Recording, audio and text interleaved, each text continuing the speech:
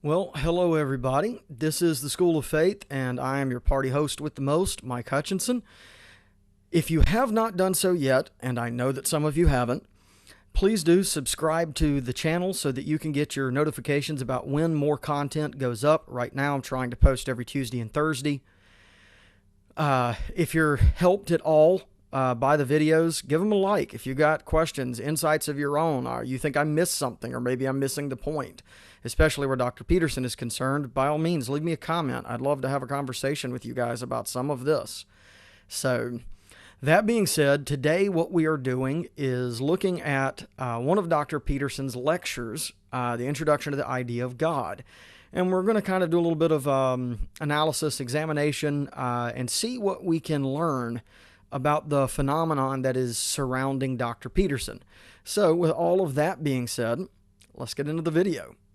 Well, thank you all very much for coming. It's really shocking to me that you don't have anything better to do on a Tuesday night. No, seriously though, it is. I mean, you know, it's very strange in some sense that there's so many of you here to listen to a sequence of lectures on the psychological significance of the biblical stories. It isn't something I've wanted to do for a long time, but it still does surprise me that there's a ready audience for it. And, well, so that's good. So we'll see how it goes. And I'll start with this, because this is the right question. The right question is, why bother doing this? And I don't mean, why should I bother doing it? I have my own reasons for doing it, but you might think, well, why bother with this strange old book at all? And that's a good question, you know. It's a contradictory document that's been cobbled together over thousands of years. It's outlasted kingdoms, many, many kingdoms. You know, it's really interesting that it turns out that a book is more durable than stone. It's more durable than a castle. It's more durable than an empire.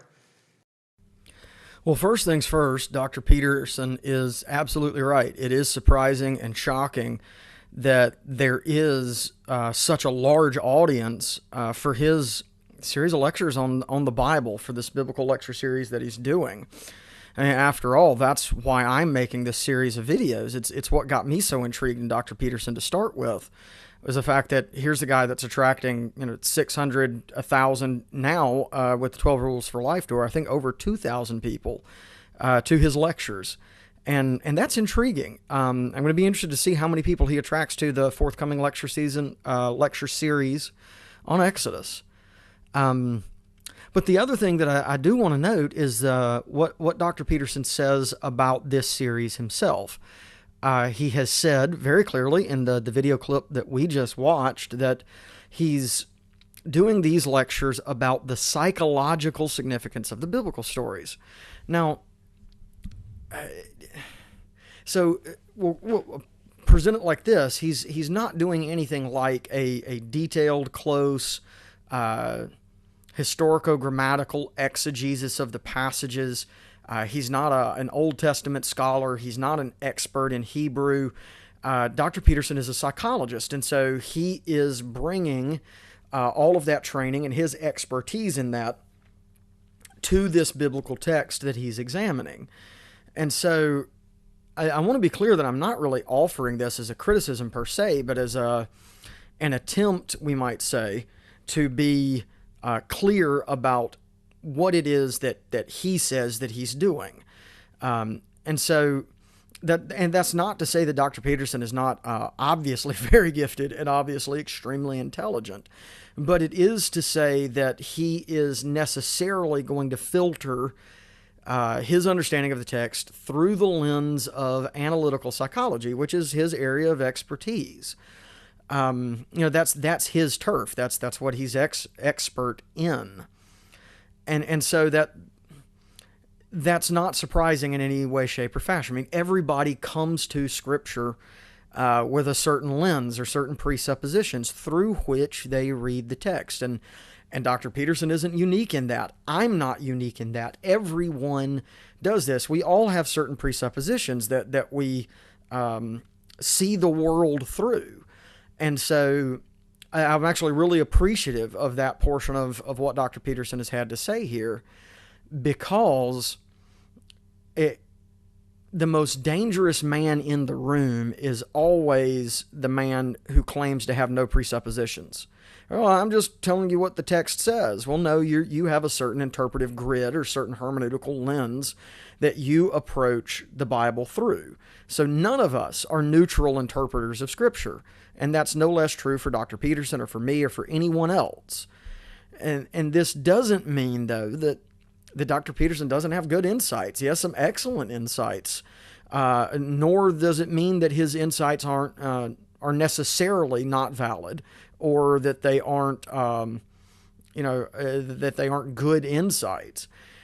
But if we want to understand a man properly, and I think that that's one of the most important things that we can do is to understand him correctly, then we have to not just pay attention to what he says, but we need to pay attention to how it is that he's approaching the subject. And so, like for an example, a expert in Russian literature is going to approach Alexander Solzhenitsyn's Gulag Archipelago from a very different perspective than a historian is. And so we need to be clear about that, like from the outset. Let's not pretend that this isn't the case. And I also want to make sure that I really do emphasize this point. Like, I'm not dwelling on this so that I can simply dismiss Dr. Peterson's insights.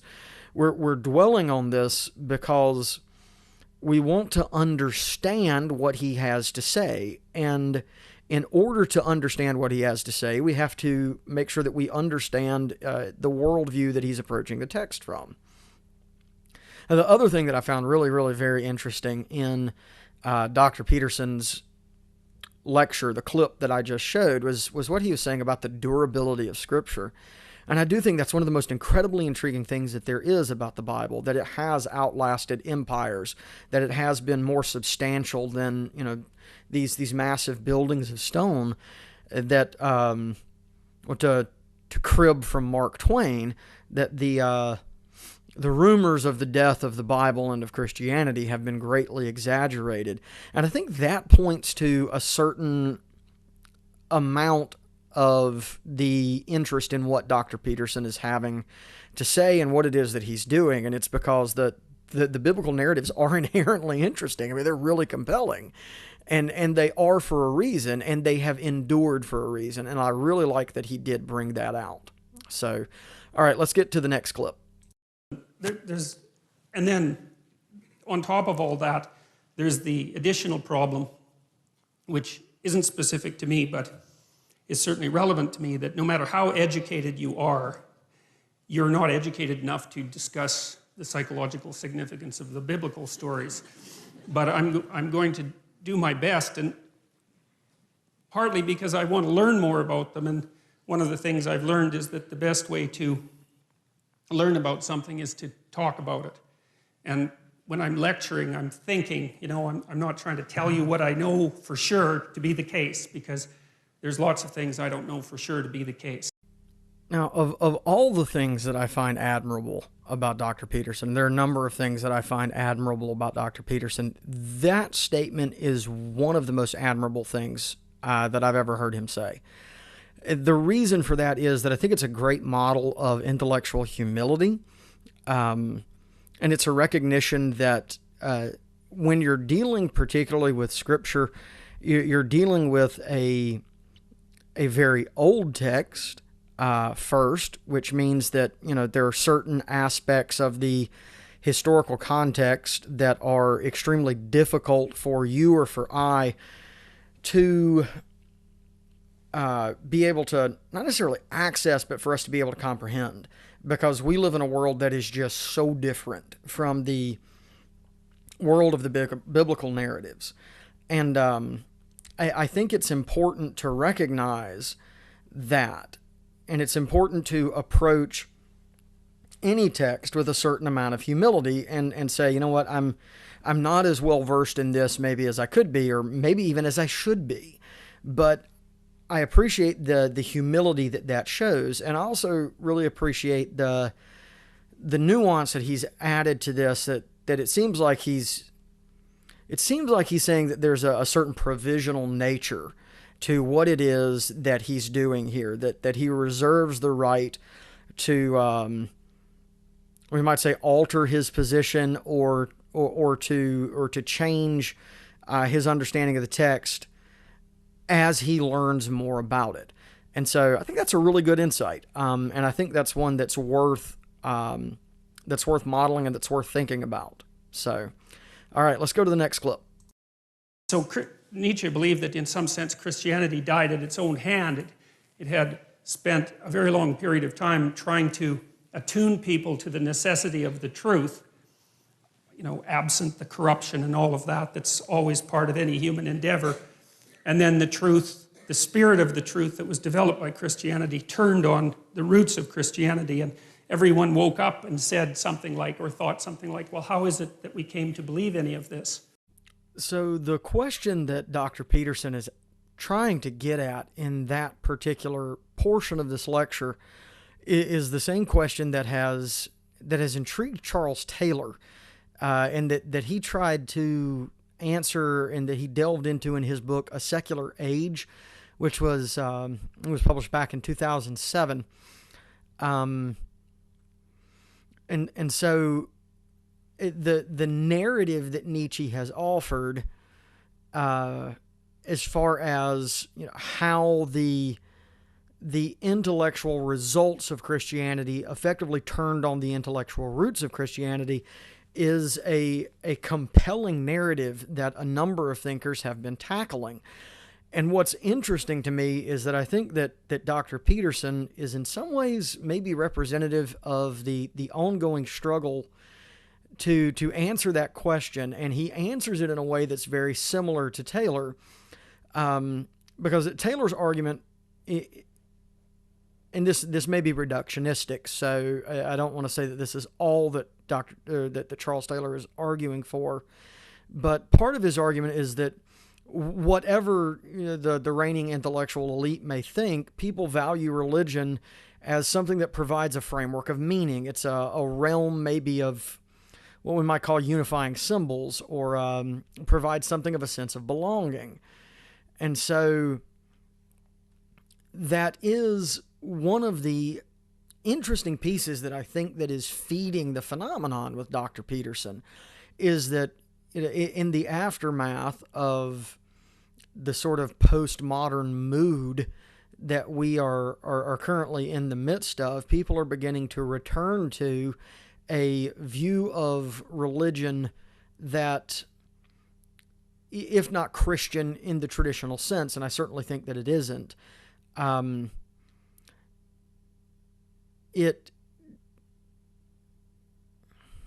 this view would see religion's place in society as being rooted in the roles and the rules, we might say, of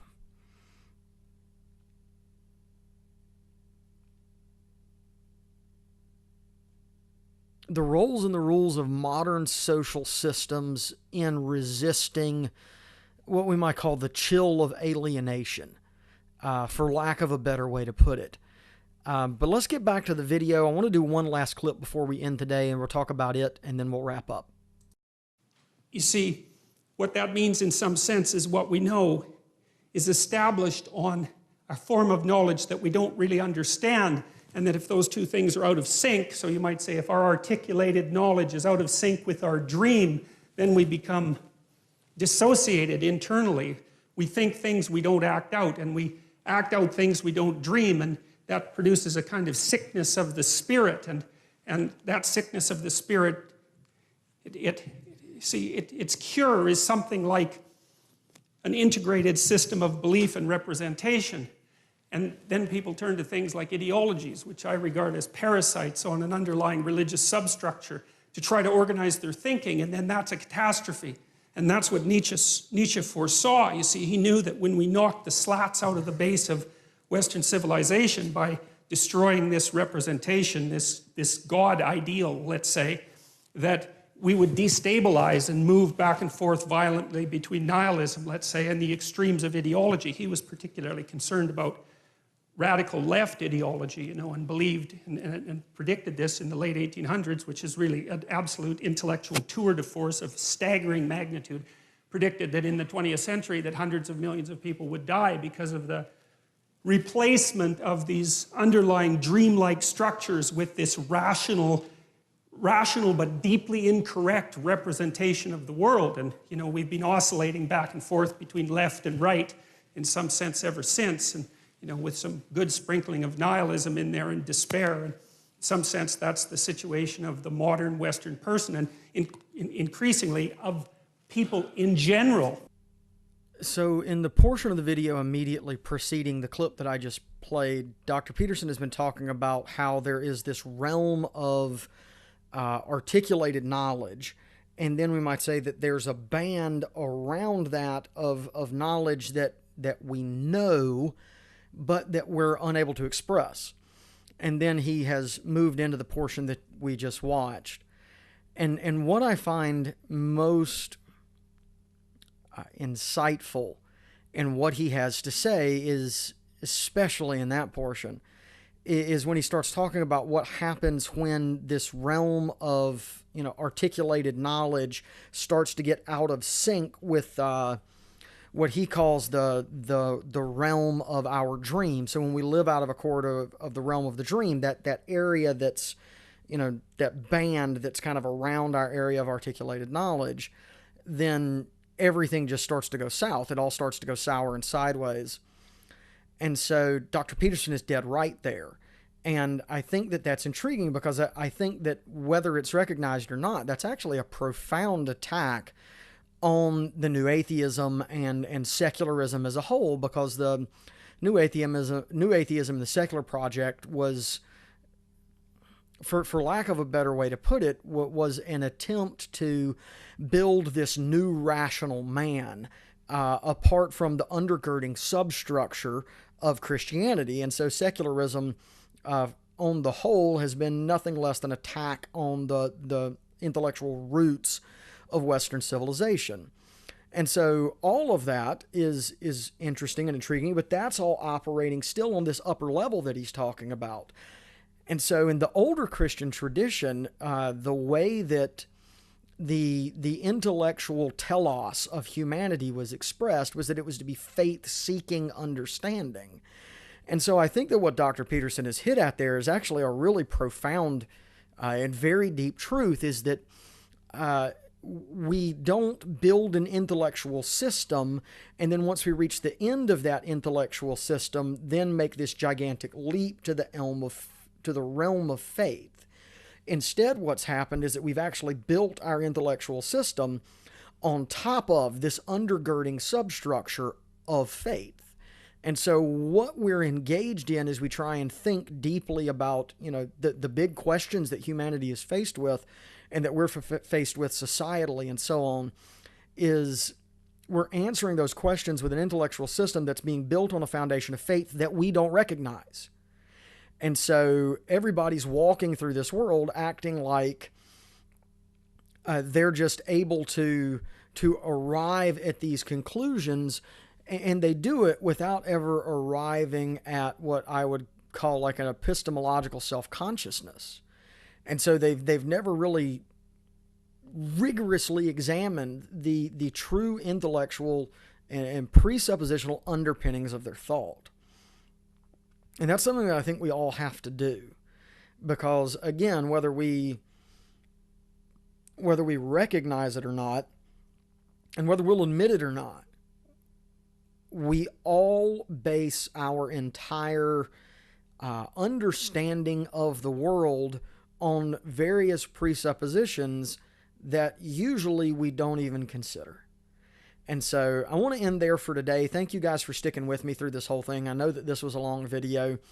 I'll ask you again, if you've managed to stick through to the end, please do subscribe to the channel so you can get an update about when the next video in this series goes up.